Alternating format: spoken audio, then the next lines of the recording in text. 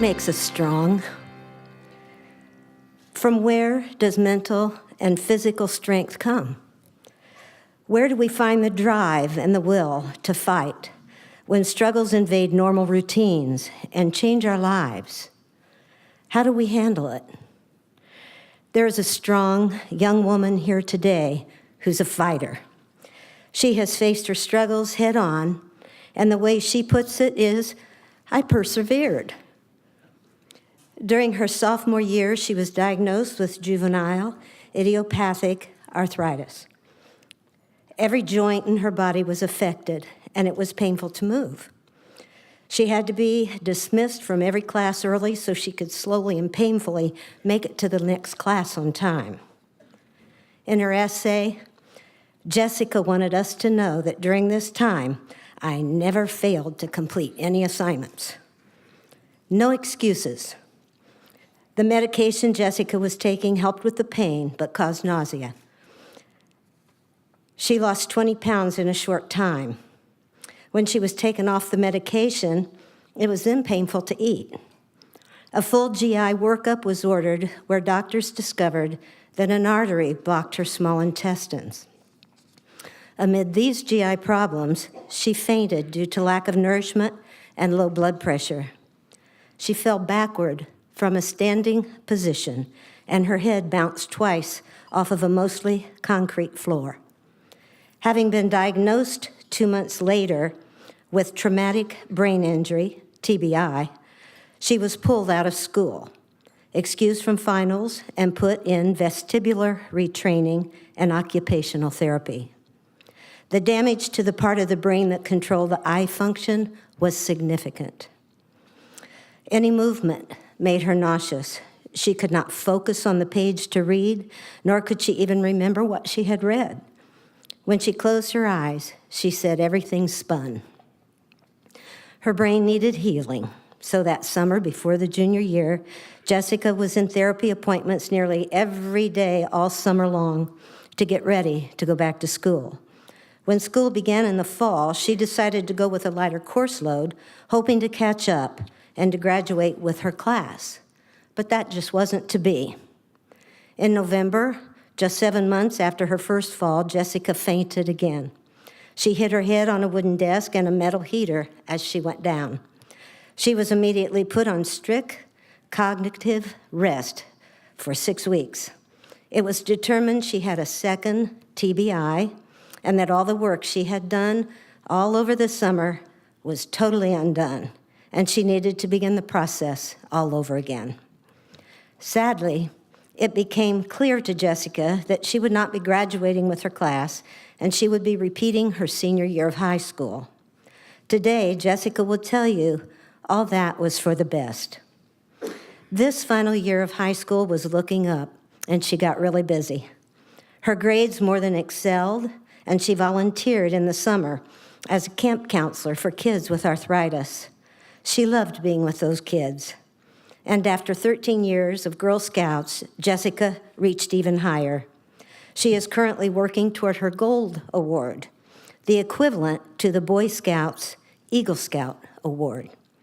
Her selected project is to raise awareness about effective and non-medicinal forms of therapy for ADHD kids who come from families with limited resources. This May, Jessica will successfully complete her senior year. With challenges still facing her, we applaud her strength of character and her fighting spirit to finish high school when she could have given up many times, and she could have said, wait, this is way too hard. But her mental strength pulled her through. She overcame odds, and she earned a 3.97 grade point average. Upon graduation, Jessica will attend the University of Arizona, where she says it's warmer weather and it's good for her joints. She will study elementary education and early childhood education with a reading emphasis. Jessica wants to be the elementary school teacher who can incorporate children with learning disabilities into the traditional classroom as many times as it takes to make them feel more normal. A noble goal indeed. Now, It's my pleasure to introduce to you this very strong, talented fighter, accepting the third place Kiwanis Abe Lincoln Scholarship Award for $8,000 from North Central High School, Miss Jessica Faith Borum.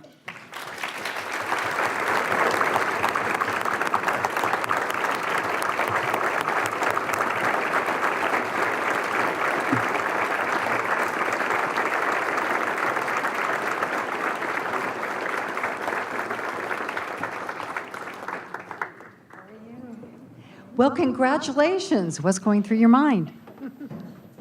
I heard all these stories and I didn't think I had a chance. Seriously? You did not. Persevere. I mean, that's a word that we hear a lot. What does it mean to you, having gone through what you've been through? It means a whole lot more than it did 4 years ago. Yeah. In what way? It's really hard to say. How did you keep your spirits up when it felt like you just kept getting hit again and again with more challenges? I just kept thinking of all the advantages. It was really hard at times, but trying to find the positive in a situation is always possible. Who are some of your mentors, people who helped you along the way? Well, my parents, definitely, and my brother and sister. And then the two people we brought with us today, Karen and Melva, they've been driving me to all my appointments because I go to at least a couple a week. And my godmother, and I have a really close group of friends who, even though they graduated already, still keep in touch with me and support me. How important has scouting been? It's been my favorite activity since I was 6. My mom's always been my leader until everyone in my troop got tired of it and moved on, except for me. And so then I had to move to another troop about 45 minutes away. And I've learned to camp. I've worked with younger girls, worked with older girls. They've been role models. I've learned a lot of new skills that, most people can't try through the Girl Scout organization. That's fantastic. And you're working for your Gold Award. What fills you up the most, especially when you do service? I like helping the children the most. I've always enjoyed working with children, and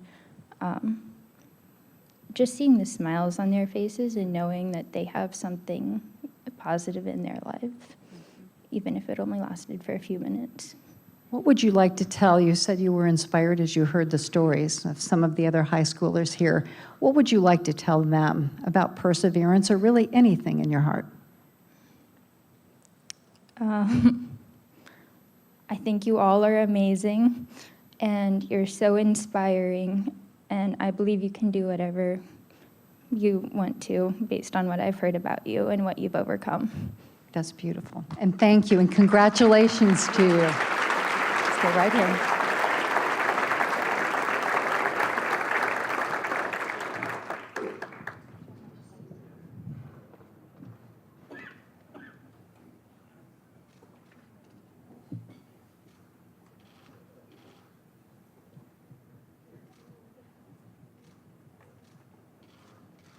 Thank you. Congratulations. Thank you.